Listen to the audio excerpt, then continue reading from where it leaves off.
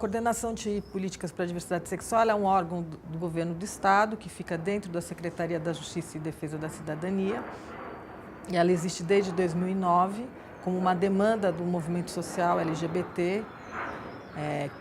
E aí, o meu trabalho enquanto coordenadora é pensar e articular as políticas públicas e ações afirmativas para a promoção da cidadania dessa população. Então, eu faço um papel, a coordenação seria uma espécie de elo entre o governo, todas as instâncias governamentais, secretarias, enfim, até governos municipais, governo federal, e também com o movimento social.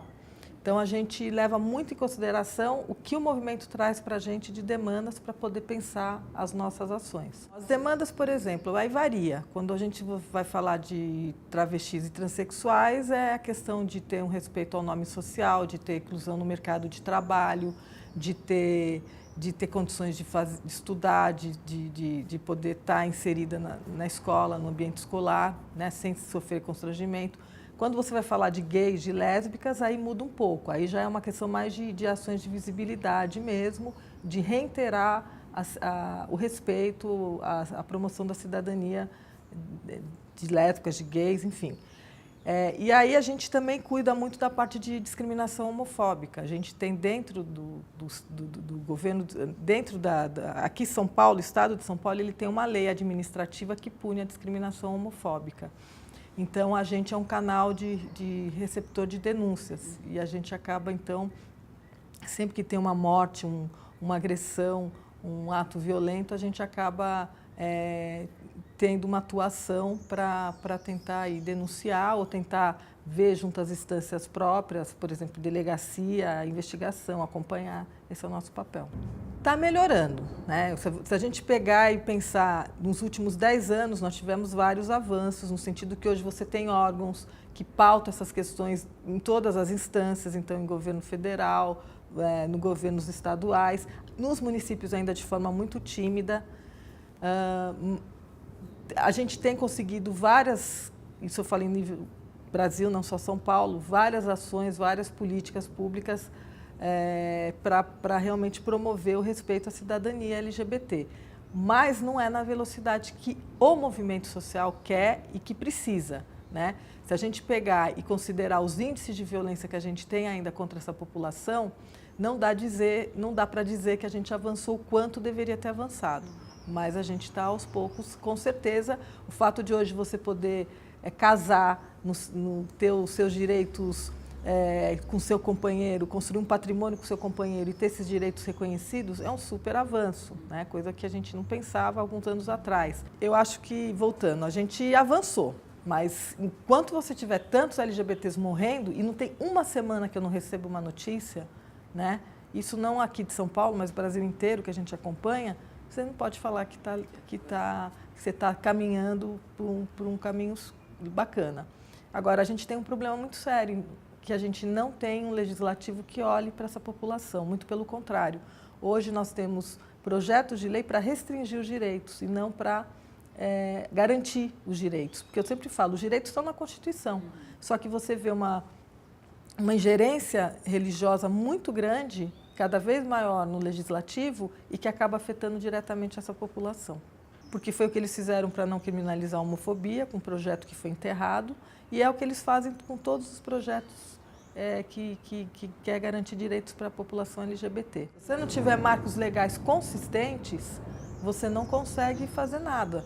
Nós vamos ter decisões pontuais do judiciário, vamos ter uma atuação do executivo, mas que o executivo ele esbarra, vai até um ponto. Na ausência de lei, ele não pode atuar mais. Então, vou dar o exemplo do casamento. Nós tivemos a decisão de 2011 do Supremo Tribunal Federal que reconheceu a união estável, reconheceu a conversão dessa união em casamento, o casamento direto. Hoje tem uma normativa do Conselho Nacional de Justiça que determina que todos os cartórios tenham que realizar o casamento. Só que é uma normativa que pode ser derrubada a qualquer momento. Você precisa de uma lei, né, que seja aprovado o projeto de lei que fala do casamento civil igualitário, que efetivamente garanta o casamento. Hoje o LGBT aqui de São Paulo, da capital, consegue vivenciar a sua orientação sexual, sua identidade de gênero de forma muito mais tranquila do que do interior. O interior, por isso que a gente vai muito para o interior e tenta quebrar um pouco essas barreiras, né? Porque o interior ele ainda tem um conservadorismo e é uma ingerência religiosa até maior do que tem aqui. Não que aqui não tenha. Se você vai para a periferia de São Paulo, é uma realidade. Se você vai para a região da Paulista, é outra. Você tem estados que estão avançados, que avançaram em muita coisa, e tem estados que não conseguem avançar em nada, né? Então depende muito. Agora, você vai para o Nordeste, você tem um estado de Pernambuco super avançado em várias políticas. Você vê o estado da Paraíba, a mesma coisa. Aí você vai para Alagoas, já é completamente diferente. É um estado totalmente refratário para essas questões.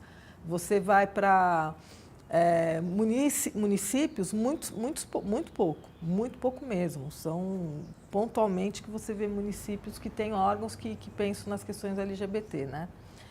E, então, a realidade difere muito.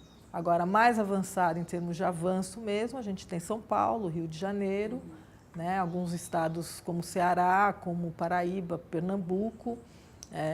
No Rio Grande do Sul tem políticas também interessantes, só para citar alguns, Mato Grosso do Sul, mas vários estados que não têm absolutamente nada. Minas também é um estado que tem uma política pública bacana.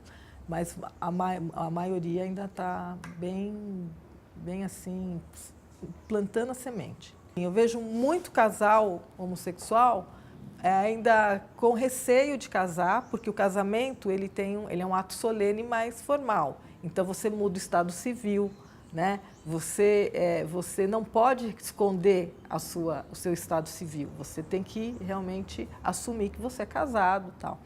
Já na união estável, não. Você vai num cartório, você faz um documento e que só você e seu companheiro que tá sabendo, né? Não precisa de testemunha, não precisa de grandes formalidades. Então, o que eu vejo ainda as pessoas muito reticentes ainda em casar, muito ainda no armário, com receio de se expor dessa forma, né? No ambiente de trabalho, até familiar, de assumir que está casado. Com relação ao casamento, eu acho que a gente espera que cada vez mais se quebre essa barreira que ainda tem de vários casais homossexuais de casar, né?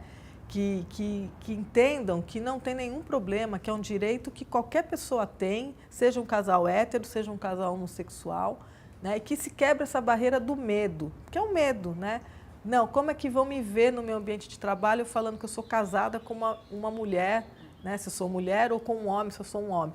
Então, a gente espera que aos poucos, a partir do momento que comece a ter mais casamentos, que isso vai se tornando uma coisa mais natural e que mais pessoas acabem exercendo esse direito, porque foi uma luta, foi um direito conquistado que a gente quer que fique, né?